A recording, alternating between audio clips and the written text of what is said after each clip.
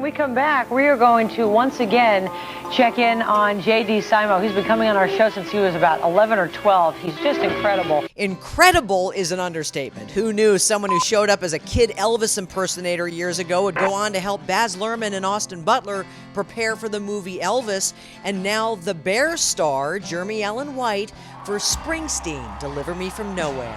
We are so excited for you. How much credit can you give your appearances on Good Morning Arizona for your success? Oh, virtually 100%. Okay, good. Bruce Springsteen is a legend. Simo spent months working with White. Ironically, he didn't know who the actor was. He hadn't seen The Bear. What's this?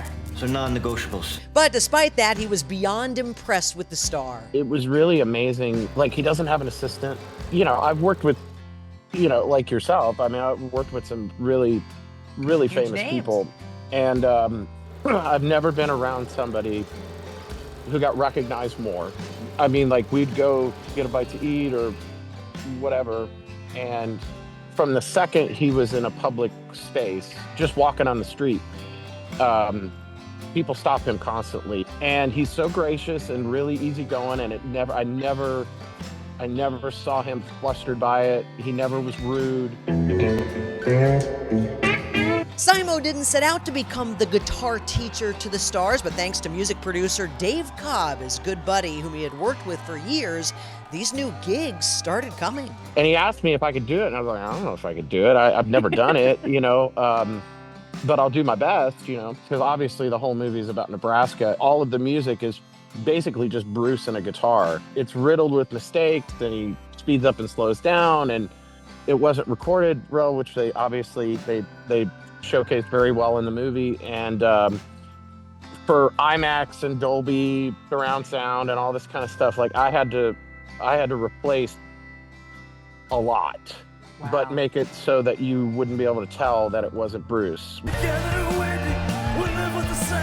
Simo's role kept getting bigger and bigger as director Scott Cooper welcomed his notes. You're burying the lead a little bit because they have talked, Scott and Jeremy both have talked about how often Bruce was there.